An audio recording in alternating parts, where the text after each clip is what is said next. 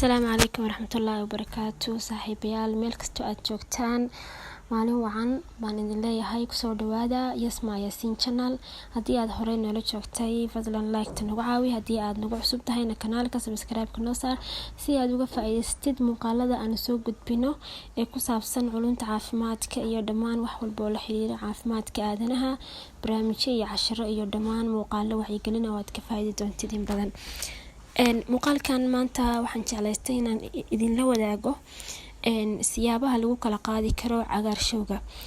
dabcan cagaarshowga saa la socotaan noocyo badan buu leeyahay, laakiin waxaa jira laba nooc oo ugu khatar badan oo dadkuna mar walba ay aad u kala qaadaan. labadaas nooc waxa weeye cagaarshowga nooca loo yaqaano hepatitis B virus iyo nooca loo yaqaano hepatitis C virus. haddaba labada nooc waa labada nooc ee cagaarshowga ama hepatitis-ka ugu badan ee dadku ku dhaca ayna kala qaadaan. haddaba muuqaalkan waxaan ku eegi doonaa waxyaabaha ay ku faafto ama lagu kala qaado. midda koobaad, dhiigga iyo waxyaabaha la xiriira. cagaarshowga nooca loo yaqaano B waa lagu kala qaadaa dhiigga iyo waxyaabaha la xiriira. cagaarshowga nooca loo yaqaano hepatitis C iyadana waa lagu kala qaadaa waxyaabaha la xiriira dhiigga iyo waxyaabaha la xiriira. caliyada cagaarshowga nooca loo yaqaano hepatitis B waa lagu kala qaadaa. nooca loo yaqaano cagaarshowga hepatitis C sidoo kale waa lagu kala qaadaa. qodobka saddexaad, galmada cagaarshowga nooca loo yaqaano hepatitis B virus waa lagu kala qaadaa. badanaa cagaarshowga nooca loo yaqaano hepatitis C virus laguma kala qaado galmada. midda afraad ama qodobka afraad, dhalmada waa lagu kala qaadaa cagaarshowga nooca loo yaqaano hepatitis B virus. sababtoo ah qalabka la adeegsanayo baa waxaa dhici kartaa in hal qalab ama loo adeegsado dhowr qof markay dhalayaan oo kale.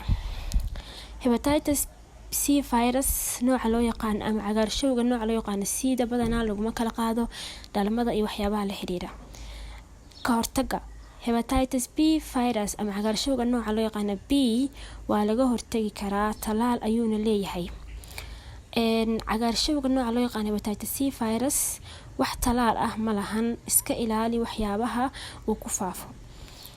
haddaba saad la socotaan waxaa jira waxyaabo qofka markuu qabo cagaarshowga nooca loo yaqaano B virus, hepatitis virus iyo hepatitis C virus labadaba si guud ay fiican tahay inaad qofkaasi aadan la sheergarayn, gaar ahaan qofkaasi dhiig uu leeyahay in aan lagugu shubin caliyadiisa oo kale inaad iska ilaalisid. haddii aad masalan tahay qof xaas oo kale oo qofkaaga lamaanahaaga lagu sheego labadaas cagaarshow mid ka mida aadan wax galma aadan la samayn.